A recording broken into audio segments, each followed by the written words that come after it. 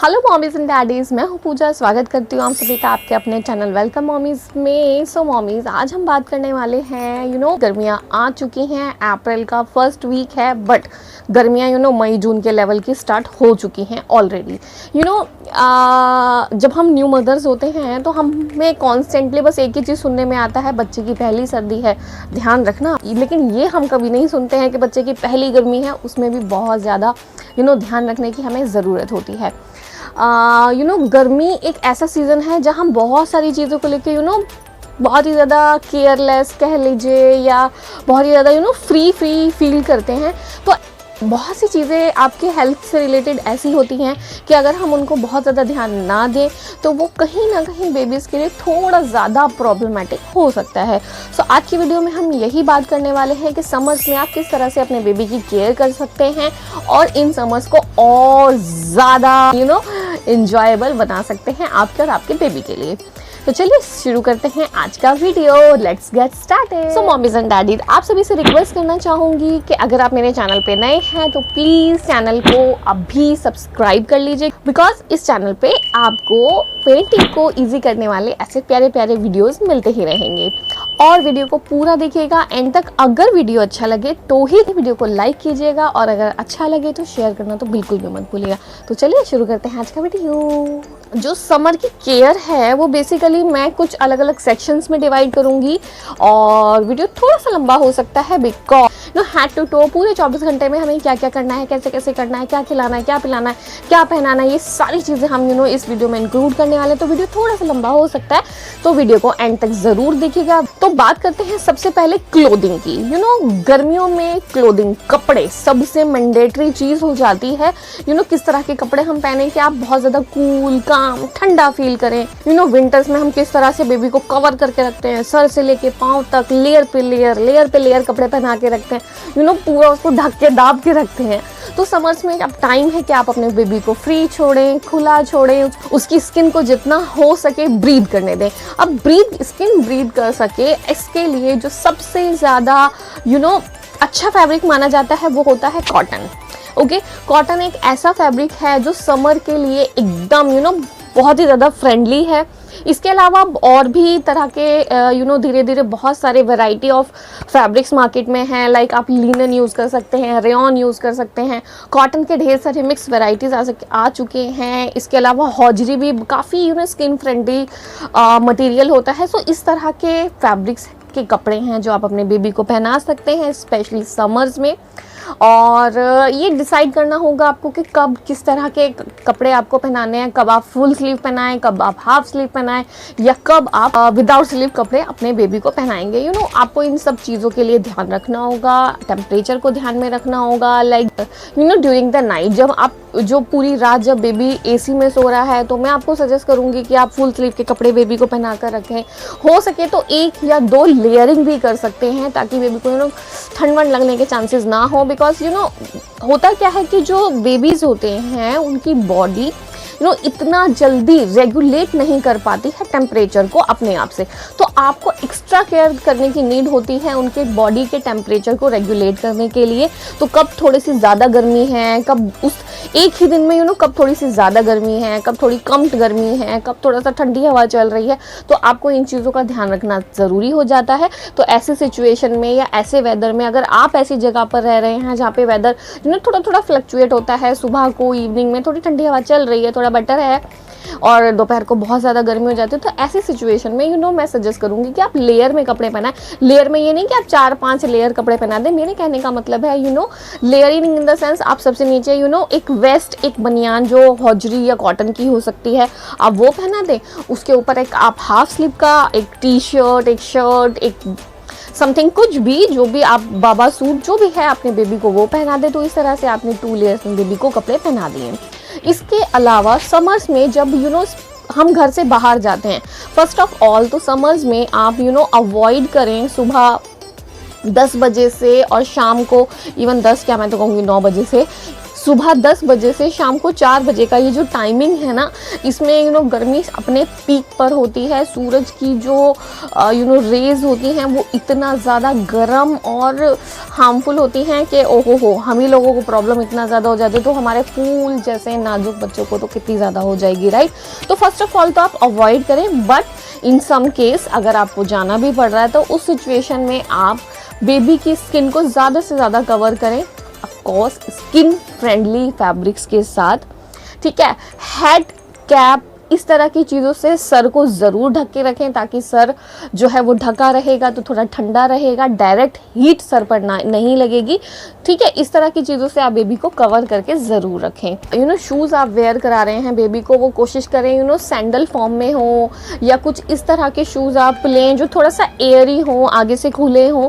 इस तरह के शूज़ आप लाइक यूज़ कर सकते हैं अपने बेबी के लिए, ओके। इसके अलावा एक छोटा सा टिप मैं क्लोथ्स में ये देना चाहूँगी कि हो सके तो लाइट कलर के क्लोथ्स आप बेबी के लिए चूज़ कीजिए, जैसे कि पेस्टल कलर्स हैं और लाइट फॉर्म ऑफ कलर हैं, light yellow, light green, light blue, इस तरह के कलर्स जो हैं वो चूज़ करें अपने बेबी के लिए, बिकॉज जो लाइट कलर्स हैं वो गर्मी को कम सोखते हैं और आप बॉडी को ठंडा रखने में बहुत ज़्यादा हेल्प करते हैं। इसके अलावा नेक्स्ट चीज़ जो आपको बहुत ज़्यादा ध्यान रखनी है वो है हाइड्रेशन। समर्स में बॉडी में बहुत ज़्यादा हीट प्रोड्यूस होती है, पसीना बहुत आता है, सो इसके कारण बॉडी कई बार डिहाइड्रेट होने के चांसेस बहुत ज़्यादा हो जाते हैं। स्पेशली बेबीज़ में ये देखा जाता है, बिकॉज वो अपने नीड के अकॉर्डिंग ना ही आपसे डिमांड करते हैं बार बार पानी पीने के लिए, ना ही उन्हें खुद ये पता है कि उन्हें कब प्यास लग रही है या नहीं लग रही है। सो उस सिचुएशन में बेबी के डिहाइड्रेट होने के चांसेस हो जाते हैं। इन सम केसेस ये बहुत ज़्यादा रिस्की नहीं होता है, लेकिन डिहाइड्रेशन अगर बढ़ जाए, एक लेवल से थोड़ा ज़्यादा हो जाए, तो वो कई बार सीवियर सिचुएशंस में भी बदल जाता है। तो सबसे पहले तो आप डिहाइड्रेशन को पहचानेंगे कैसे? बेबी अगर बहुत ही कम क्वांटिटी में पी करता है, इट मीन्स यूरिन पास करता है, तो ये डिहाइड्रेशन का सिम्टम हो सकता है। बेबी रोते वक्त आंसू नहीं आ रहे हैं उसको, समटाइम्स तो बेबी शरारत में भी ऐसा करते हैं, झुठमुठ कर रोते हैं, लेकिन सच्ची में आप अपने बेबी को पहचानते हैं वो कब सच में रो रहा है और कब सच में नहीं रो रहा है। तो रोते वक्त अगर उसकी आंसू नहीं आ रहे हैं तो ये भी डिहाइड्रेशन के सिम्टम हो सकता है। अब डिहाइड्रेशन को आप किस तरह से अवॉइड कर सकते हैं, अपने बेबी को बचा सकते हैं? देखिए, सबसे पहले तो 0 to 6 मंथ के बेबीज़ में आपको पानी पिलाने की कोई ज़रूरत नहीं होती है, क्योंकि उनकी वाटर का जो इंटेक है वो ब्रेस्ट मिल्क से, या अगर आप फार्मूला मिल्क यूज़ करते हैं तो उसमें भी जितना वाटर का कंटेंट होता है उसी से बेबी की वाटर की रिक्वायरमेंट पूरी हो जाती है, फर्स्ट ऑफ ऑल। इसके अलावा जो 6 महीने से बड़े उम्र के बच्चे हैं उनको आप थोड़ा पानी देना स्टार्ट करते हैं। अब ये पानी कितना देना है आपको, कितना क्वांटिटी में पानी देना है, कब कब पानी देना है, कैसे कैसे पानी देना है, देखिए ये एक अलग टॉपिक है जिस पर हम डिटेल में डेफिनेटली बात करेंगे, लेकिन फिर भी मैं अभी आपको ये बता देती हूँ। देखिए, पानी जब बेबीज़ को स्टार्ट किया जाता है देना जब हम उनको सॉलिड्स खिलाना स्टार्ट कर देते हैं। अब पानी की क्वांटिटी भी इसी बात पर डिपेंड करती है कि आप उनको कितनी क्वांटिटी में सॉलिड खिला रहे हैं, ओके। आपका बेबी कितना क्वांटिटी में फूड है वो लेता है, तो उतना ही क्वांटिटी के अकॉर्डिंगली आपको उसको पानी भी देना है।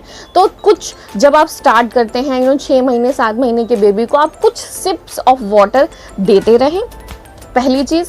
इसके अलावा आप बेबी को different type of water based fruit, salad, smoothies, shakes, different forms में आप बेबी को लिक्विड दे सकते हैं, जिससे कि उनको अप्रोप्रिएट न्यूट्रिएंट भी उनकी बॉडी में जाते रहेंगे, साथ ही साथ उनको डिहाइड्रेशन से वो बचे रहेंगे। बट 0 to 6 मंथ के केसेस में क्या होता है कि अब हम उनको पानी तो नहीं दे सकते, लेकिन डिहाइड्रेशन का खतरा तो उनके पास भी बना रहता है। तो उस केस में आप उनको पानी तो नहीं दे सकते हैं, लेकिन मदर को हर 1.5 से 2 घंटे में बेबी को फीड कराते रहना चाहिए, चाहे बेबी डिमांड करे या ना करे। उससे क्या है, उसको उसकी बॉडी में हाइड्रेशन बना रहेगा, ओके, नेक्स्ट जो एक बहुत ही वाइड सी चीज आती है समर्स में, वो होता है स्किन केयर। स्किन केयर को मैं डिवाइड करती हूँ एक्चुअली 3 सेक्शन में। पहला होता है मसाज, दूसरा बाथिंग एंड तीसरा मॉइस्चराइजिंग। देखिए मसाज, सबसे पहले हम बात कर रहे हैं मसाज के बारे में। फर्स्ट ऑफ ऑल बहुत से लोगों को ऐसा लगता है कि गर्मियों में मसाज नहीं करना चाहिए। देखिए अगर आप सही प्रोडक्ट्स के साथ सही तरीके से अगर बेबी को मसाज करते हैं तो गर्मियों में भी आप मसाज कंटिन्यू कर सकते हैं, कोई भी प्रॉब्लम नहीं है। तो आपको किस तरह का ऑयल यूज़ करना चाहिए गर्मियों में स्पेशली बेबी के मसाज के लिए, उसके बारे में बहुत ही जल्दी वीडियो मेरे ही चैनल पे आपको मिल जाएगा। उसके लिए चैनल को सब्सक्राइब करके बेल आइकन को प्रेस कर लीजिएगा ताकि वीडियो अपलोड होते ही नोटिफिकेशन आपको मिल जाए।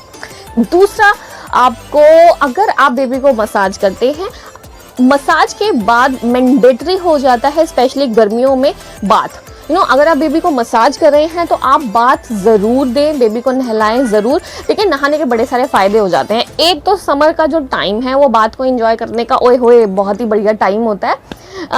बच्चे लंबा बाथ, जैसे गर्मियों सर्दियों में हम बहुत जल्दी से 5-7 मिनट में ले आते हैं ना बच्चों को, तो एक तो गर्मियों में बच्चे अच्छे से अपना बाथ एंजॉय कर सकते हैं घंटों तक तो नहीं, घंटों तो थोड़ा ज़्यादा हो जाता है, लेकिन हाँ कुछ ज़्यादा देर तक नहा सकते हैं। और सभी बच्चों को, मतलब मैं जितने बच्चों को जानती हूँ मुझे नहीं लगता कोई भी बच्चा ऐसा होगा जिसको नहाना पसंद नहीं है। पानी के साथ खेलना, पानी को एंजॉय करना तो बच्चों को सबसे ज़्यादा पसंद होता है। तो समर्स में उनको ये करना बहुत अच्छा लगता है। और नहाने के बहुत सारे फ़ायदे भी होते हैं। पसीना आने के कारण डस्ट वगैरह जो है बॉडी से चिपक जाता है, जिसके कारण पोर्स बंद हो जाते हैं। और बॉडी में पसीना होने के कारण बहुत सारे बैक्टीरियाज ग्रो अप हो जाते हैं, जिसके कारण अलग अलग प्रॉब्लम स्किन में हो जाती है। रैशेज़, इचिंग, घमौरियाँ, इस सब तरीके की प्रॉब्लम बच्चों को हो जाती है। तो अगर आप उनको रेगुलर बात करते हैं तो वो इन प्रॉब्लम से बचे रह सकते हैं। ओके, इसके अलावा बात क्या है कि गर्म समर्स में ना आप एक से ज़्यादा बार भी बेबी को बात दे सकते हैं, कोई इशू की बात नहीं है, 2 बार या 3 बार। बट आपको क्या करना है कि अगर आप सिर्फ 1 बार सोप यूज़ करें, दैट्स इट। ओके, नेक्स्ट बात होती है मॉइस्चराइजिंग की। समर्स में भी बॉडी को मॉइस्चराइज करके रखना, स्किन को मॉइस्चराइज करके रखना काफ़ी ज़्यादा ज़रूरी हो जाता है। ऐसा नहीं है कि सर्दियों में हमने ढेर सारा भर के मॉइस्चराइज़र लगाया, गर्मियों में इसकी कोई ज़रूरत नहीं है। नहीं, गर्मियों में भी स्किन को मॉइस्चराइज करने की ज़रूरत रहती है। गर्मियों में कुछ इस तरह के मॉइस्चराइजर्स यूज़ करें जो बहुत ज़्यादा ग्रीसी ना हो, चिपचिपे ना हो, ऑयली ना हो, ताकि बेबी को कम से कम पसीना आए और स्किन हाइड्रेट और मॉइस्चराइज्ड भी बनी रहे। समर्स में एक सबसे बड़ी प्रॉब्लम जो होती है वो होती है मॉस्किटो बाइट्स की। बेबीज़ को हम मस्कीटो से कैसे बचा के रख सकते हैं। देखिए बेबीज़ जब बहुत छोटे होते हैं, 0 to 3 मंथ्स के बेबीज़ होते हैं, उस सिचुएशन में तो उनको बचाए रखना फिर भी काफ़ी हद तक ईजी हो जाता है। बिकॉज वो बहुत ज़्यादा टाइम अपना लेटे हुए स्पेंड करते हैं, एक ही जगह पर रहते हैं, हमारी आंखों के सामने ही रहते हैं। तो उस सिचुएशन में क्या है कि हम उनको मॉस्किटो नेट्स के अंदर प्रोटेक्ट करके रख सकते हैं। बट तक भी ये सलाह देते हैं कि आप 1 साल तक मैक्सिमम हो सके तो 1 साल तक भी बेबी की स्किन पर किसी तरह के ऑइंटमेंट वगैरह कुछ भी अप्लाई ना करें, क्योंकि उसमें एलर्जीज के चांसेस बहुत ज़्यादा हो जाते हैं। बट फिर भी 0 to 3 मंथ्स के बेबीज़ को मॉस्किटो बाइट से बचाना फिर भी बहुत ज़्यादा ईजी हो जाता है। बट इन अदर केस जब बेबी थोड़े बड़े हो जाते हैं, चलने फिरने लगते हैं, घूमने लगते हैं, बैठने लगते हैं, तो वहाँ पर उनको मॉस्किटो नेट के अंदर पैक करके रखना थोड़ा सा डिफिकल्ट हो जाता है। तो उस सिचुएशन में मैं आपको सजेस्ट करूँगी कि स्किन पे लगाने वाले किसी भी तरह के ऑइंटमेंट्स वगैरह से आप बचें। आप अभी बहुत सारे ऑप्शन अवेलेबल हैं मार्केट में, लाइक पैचेस हैं जो आप कपड़ों पे लगा सकते हैं, फैब्रिक रोल ऑन हैं जो आप कपड़ों पे लगा सकते हैं। इसके अलावा रूम में लगाने के लिए बहुत सारी चीज़ें होती हैं, तो आप इस तरह की चीज़ें अपने बेबी को मॉस्किटो से बचाने के लिए यूज़ कर सकते हैं। इसके अलावा नेक्स्ट हम बात करते हैं डाइपर रैशेस की।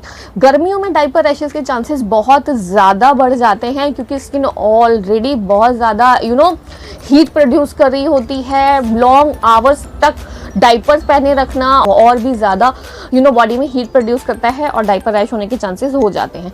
तो देखिए सबसे पहले तो मैं आपको कहूँगी कि समर एक ऐसा टाइम है जहाँ पे आप डाइपर को ही अवॉइड कर सकते हैं।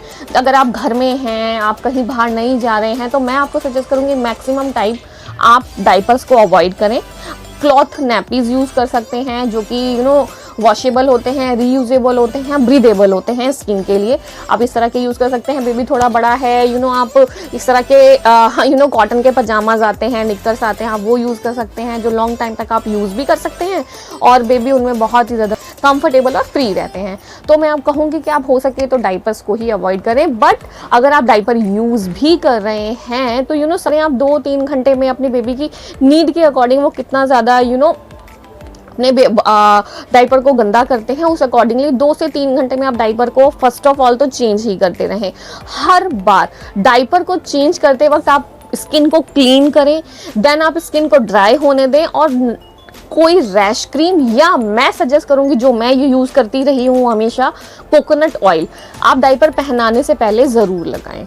अगर ये सब करने के बावजूद भी स्किन पे डाइपर रैश हो गया है तो उस सिचुएशन में आप मैक्सिमम टाइम स्किन को फ्री छोड़ दें, एयर में ब्रीद करने दें। आप देखेंगे 1 से 2 दिन में ही रैश अपने आप ही ठीक होने लग जाएगा।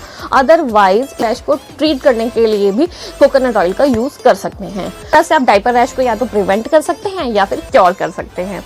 ओके, तो ये कुछ चीज़ें हैं, अगर समर में आप ध्यान रखते हैं तो ये समर और भी ज़्यादा इंजॉयबल हो जाएंगी आपके बेबीज़ के लिए। अगर बेबी की है पहली समर तो इन टिप्स को बिल्कुल भी नहीं भूलिएगा। एक बार फिर से वीडियो को देख लीजिए, सारी टिप्स को याद कर लीजिए, नोट कर लीजिए और प्रिपेयर हो जाइए इन समर्स को अपने बेबी के साथ इंजॉय करने के लिए।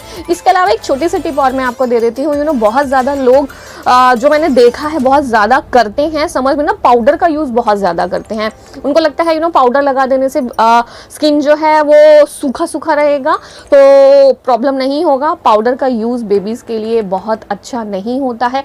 इसके रिगार्डिंग भी आपको बहुत जल्दी एक वीडियो मिलने वाला है।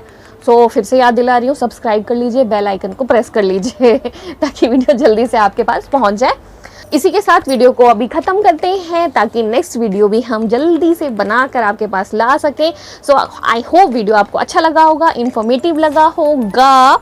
अगर ये टिप्स आपको अच्छे लगे हैं तो प्लीज़ मुझे कमेंट करके ज़रूर बताइएगा कि टिप्स आपको कैसे लगे हैं। वीडियो को लाइक ज़रूर कर दीजिए, बिकॉज आपका लाइक ही है जो मुझे ये बताता है कि हाँ मेरे ये एफर्ट्स आपको अच्छे लग रहे हैं, मेरी ये वीडियोज़ आपको अच्छी लग रहे हैं। मुझे बहुत अच्छा लगता है, मुझे बहुत अच्छा लगेगा आपके कमेंट्स और लाइक्स को देखकर। तो चलिए मिलते हैं नेक्स्ट वीडियो में। Bye bye.